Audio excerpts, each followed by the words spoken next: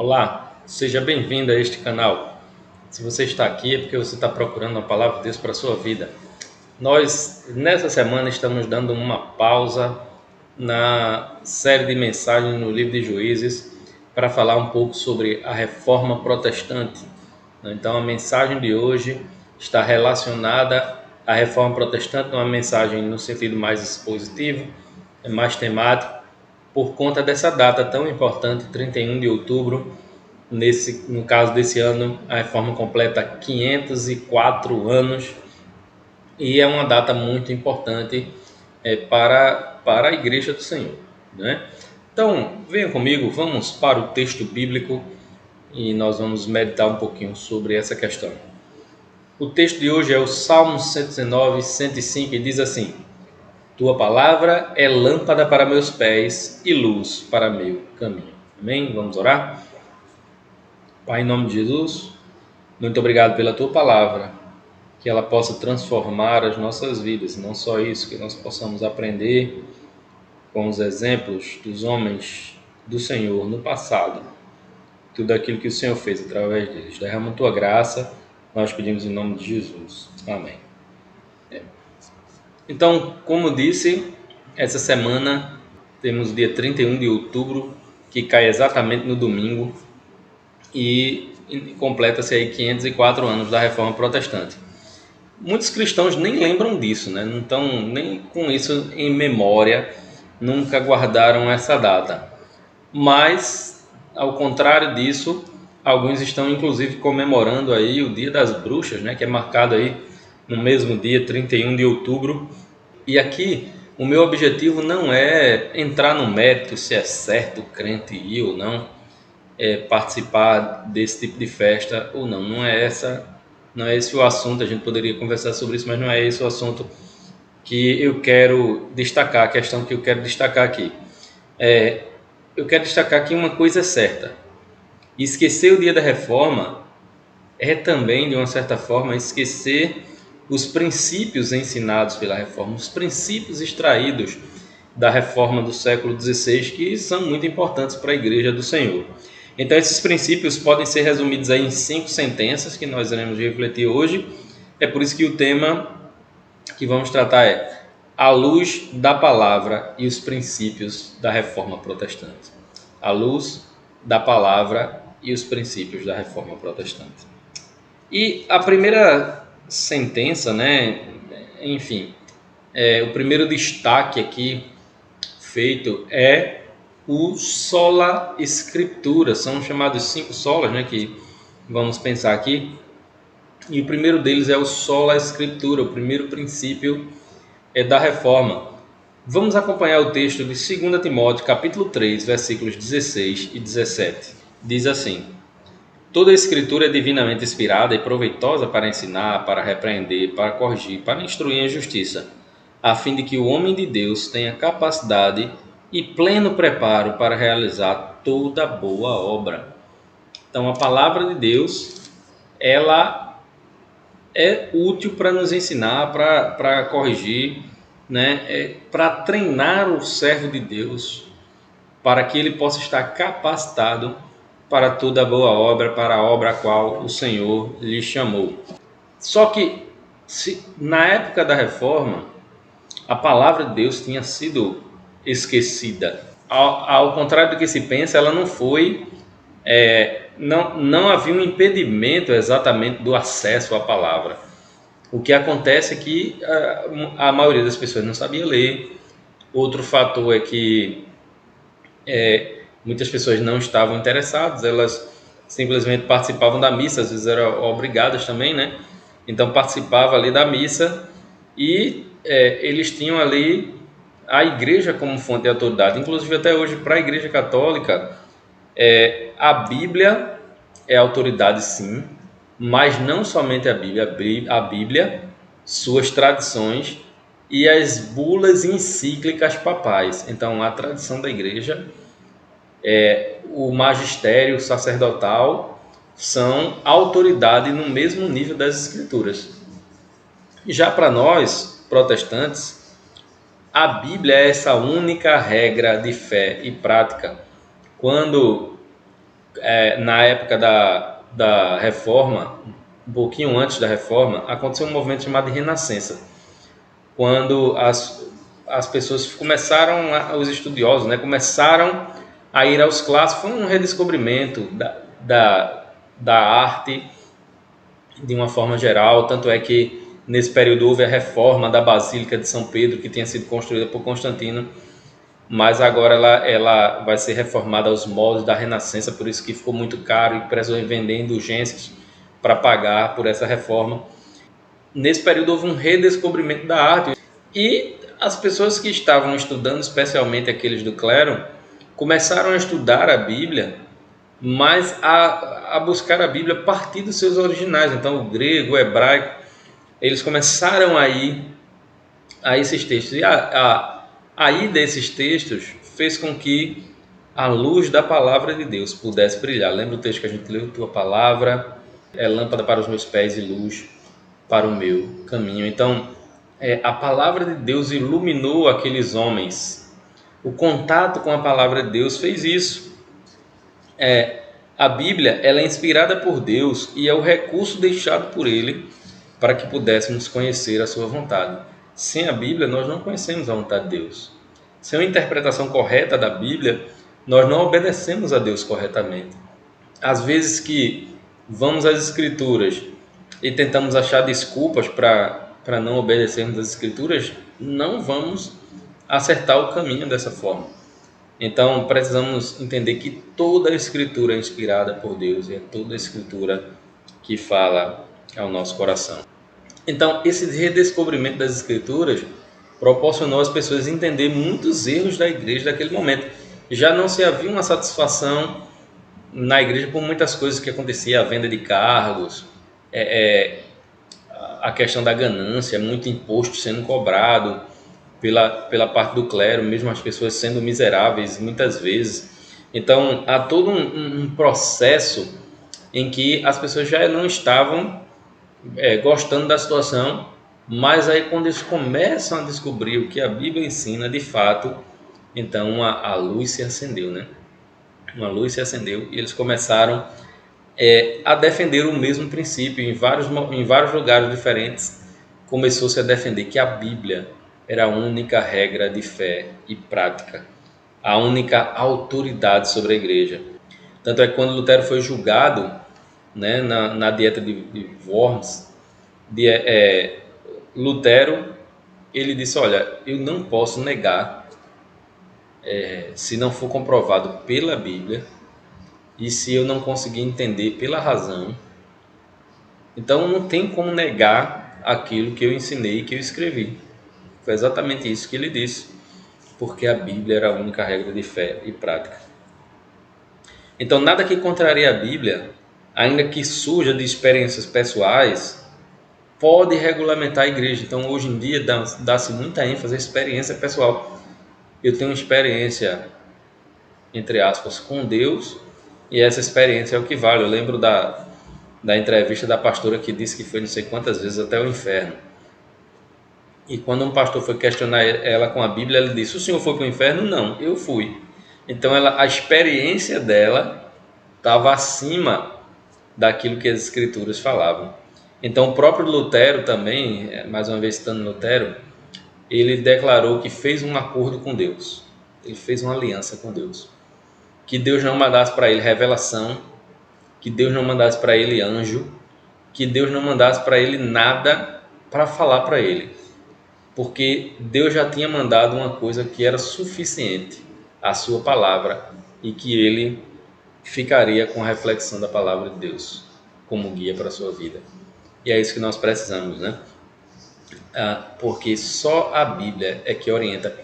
Esse princípio vai orientar todos os outros, porque é nas Escrituras que a gente encontra essa base, né? E o segundo desses princípios é o solo Christus, salvação somente por meio de Jesus. Atos capítulo 4, versículo 12, diz assim: e não há salvação em nenhum outro, pois debaixo do céu não há outro nome entre os homens pelo qual devamos ser salvos. Não há salvação em nenhum outro entre os homens. Salvação só em Jesus. Por isso que a Reforma defendeu o solo Christus, né? Então, para a Igreja Católica, a comunhão com a Igreja leva à salvação. Inclusive, quando o Papa Bento XVI assumiu, né? Hoje já é o Papa Francisco, ele lançou uma bula papal que dizia, que determinava que só estaria salvo quem estivesse ligado à Igreja Católica Apostólica Romana. Então, a ligação à Igreja é que proporcionaria a salvação. Para o crente, Cristo é o único caminho para a salvação. Ele disse: eu sou o caminho, a verdade e a vida. Só em Cristo a salvação. Não há outro nome dado aqui na terra que nos faça chegar à salvação. Só Cristo salva. Então, Lutero acabou entendendo que nem o Papa, nem as indulgências, nem os padres, nem os santos poderiam intermediar a nossa relação com Deus. Somente Cristo pode fazer isso. Ninguém poderia intermediar. Nós podemos chegar direto a Deus, porque quando Cristo morreu, a Bíblia diz que o véu se rasgou de alto a baixo. Então, não há outro caminho para a salvação a não ser por Jesus. Então, somente Cristo salva.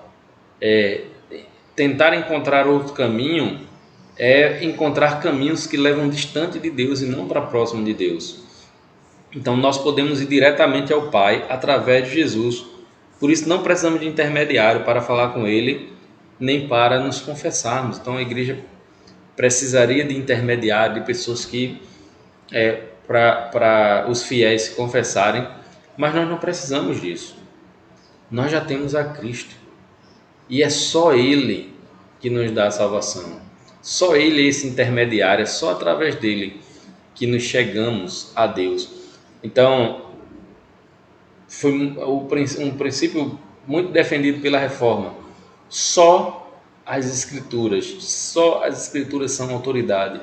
Só Cristo salva. O terceiro princípio é somente pela graça. Efésios 2, versículo 8 e versículo 9. Porque pela graça sois salvos por meio da fé. Isso não vem de vós, é dom de Deus. Não vem das obras, para que ninguém se orgulhe. Veja que a salvação acontece pela graça de Deus. Para o católico romano, a salvação se dá pelos méritos humanos. Há uma diferença. Os homens precisam construir a sua salvação. Você precisa ser bom o suficiente para chegar até o céu. Só que tem um problema: ninguém é bom o suficiente. Então, qual é a ideia do catolicismo? É que você precisa de pessoas que foram bons o suficiente para ser seus intermediários. Nós vimos que não há intermediário, só Cristo é o intermediário. Mas aqui a ideia é que você vai até o santo, que foi alguém que teve mérito suficiente para a sua salvação, só que os méritos dele sobraram, e aí você pode pedir ao santo que lhe dê do mérito dele. E aí você alcança a salvação não por seus méritos, porque você não vai conseguir se você é uma pessoa normal, mas pelo mérito desses santos. Só que para nós que somos cristãos, a salvação é única e exclusivamente pela graça de Deus, é um dom gratuito de Deus. Nós não temos mérito, não conseguimos mérito, porque a salvação vem pelos méritos de Cristo. A morte de Cristo na cruz é o próprio Deus encarnado, né? O Emmanuel, que veio ao mundo, se entregou por nós. Então, ele tem os méritos para a nossa salvação. Os santos, os anjos, sei lá quem, não tem esses méritos. Deus revela a sua graça, cumprindo sua justiça por nós através de Cristo. Nós não teríamos condições desse sacrifício, mas apenas o sacrifício de Cristo foi suficiente para nos salvar. Então ninguém será salvo por mérito próprio, por obras, sacrifícios, penitências ou compra de indulgências. A única causa eficaz da salvação é a graça de Deus sobre o pecador. É só através da graça de Deus que faz com que um pecador seja salvo. Nenhum de nós temos mérito, nenhum de nós alcançamos sozinhos a salvação. O quarto princípio da reforma é sola fide, sola fé, só através da fé. Então, a salvação vem da parte de Deus pela graça, e nós recepcionamos essa graça pela fé. Veja que há um trabalho em conjunto aqui. Romanos capítulo 1, versículo 17. Diz assim: pois a justiça de Deus se revela no evangelho de fé em fé, como está escrito, o justo viverá pela fé. Como disse, a graça é a parte de Deus na salvação, e a fé é a nossa parte na salvação. Os católicos confiam nos méritos humanos, como a gente falou, e somente depositam sua fé em homens piedosos. Os católicos confiam nos méritos humanos, como a gente já falou, e acabam depositando sua fé nesses homens piedosos e não na graça de Deus, e não em Cristo, no sacrifício que ele fez, embora tenham sua devoção lá por Jesus, mas não do jeito que ele ensina. Os crentes depositam sua fé somente em Cristo, é só Cristo é esse caminho, e esse caminho só é alcançado pela fé depositada nele. Romanos capítulo 1, versículo 17, ele foi o texto que abriu os olhos de Lutero. Ele foi o texto que brilhou para iluminar o caminho de Lutero. O que foi que aconteceu? Ele era uma pessoa que tinha muito medo do inferno. Então ele tinha medo da morte porque tinha medo do inferno. Então ele brigava com Deus, ele dizia ter ódio de Deus. Ele se confessava 8 horas por dia, ele achava que qualquer erro que ele cometesse, Deus mandaria ele para o inferno.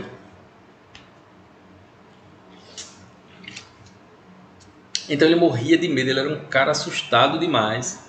E aí ele se confessava 8 horas por dia, os padres ficavam loucos com Lutero. Então o que acontece? Quando ele se deparou com esse texto, ele percebeu que ele mesmo não alcançaria a salvação pelas suas próprias forças. Era por Cristo, e tudo mudou na vida dele. Agora ele não tinha mais medo. Agora ele sentiu o coração leve, a alma leve, né? E aí ele começou a perceber que a igreja estava vendendo indulgências para as pessoas, para dizer às pessoas que elas poderiam comprar a sua salvação. Lembra da Basílica de São Pedro? Estava em reforma, muito cara, preço das vendas de indulgências para ser reconstruída, para ser feita aquela reforma. Então, o que acontece? Lutero fica indignado com aquilo, não só Lutero, muitos outros reformadores, porque as pessoas estão na rua cometendo seus mesmos pecados, mas dizendo que tem a salvação porque compraram uma indulgência, uma relíquia, né? Alguma coisa. Por exemplo, eles compravam um pedaço da cruz de Cristo, espinhos da coroa ainda verde, e compravam um monte de coisas que na realidade não passava de invenção para buscar essa salvação. Mas essa salvação não podia vir por esses meios. As indulgências eram vendidas com a promessa de que quem a comprasse ficaria mais limpo do que Adão, por exemplo, antes do pecado.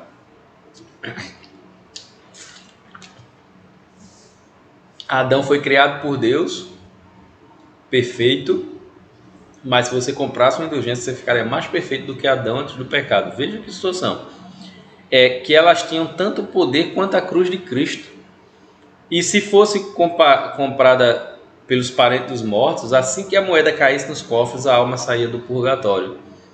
Então, há aqui toda uma ideia teológica sobre as indulgências, mas que não condiz com a palavra de Deus.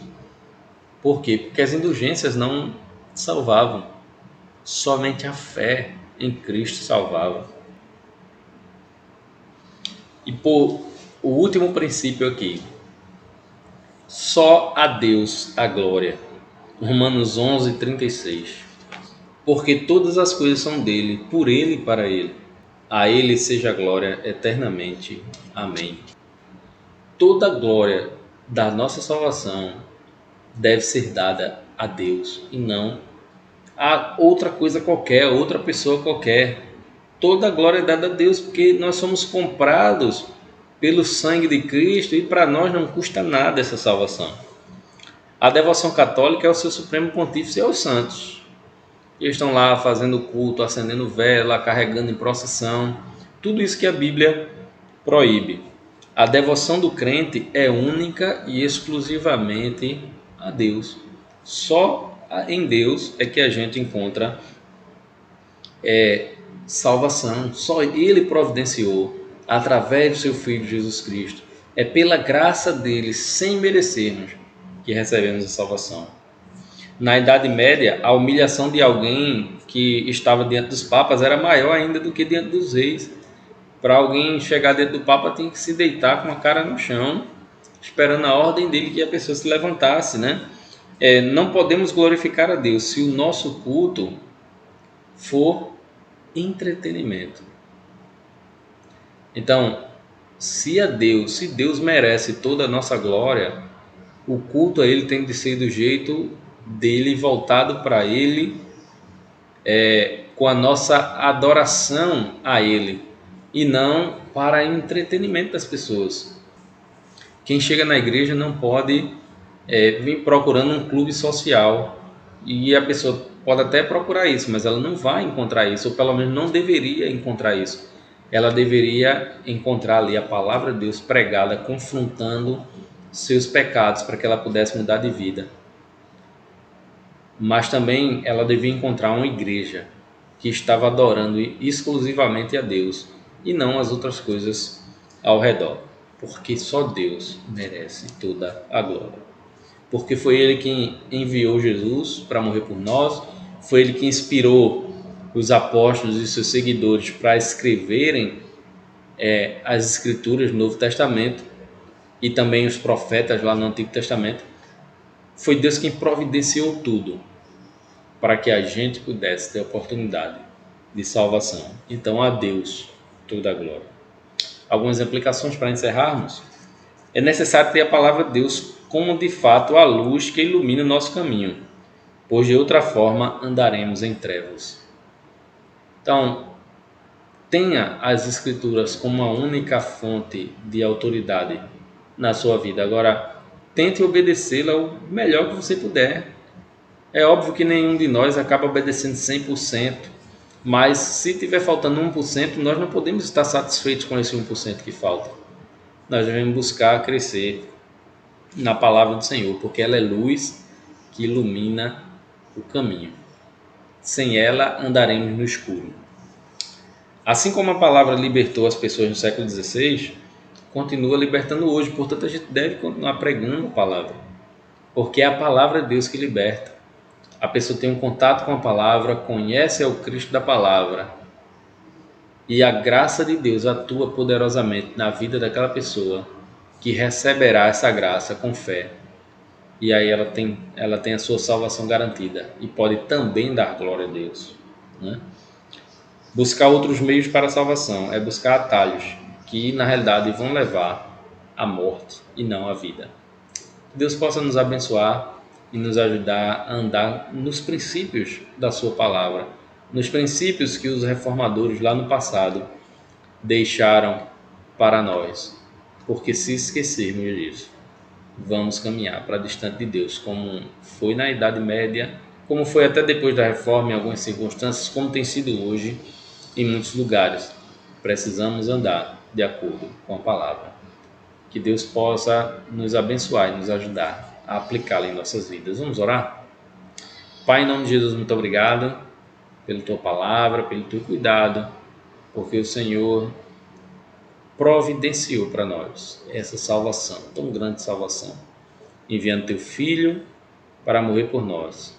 Mas também o Senhor usou homens no passado que puderam arriscar suas vidas, muitos deles até morreram, para que a gente pudesse hoje ter a liberdade de ter uma Bíblia, de poder pregar o Evangelho, de exercer uma religião diferente daquela religião oficial que estava bem distante de Ti. Que o Senhor nos ajude a viver conforme a Tua palavra, andando nos Teus caminhos. Te pedimos tudo isso em nome do Santo de Jesus. Amém. Amém. Deus abençoe. Nos veremos na próxima mensagem, se assim Deus nos permitir.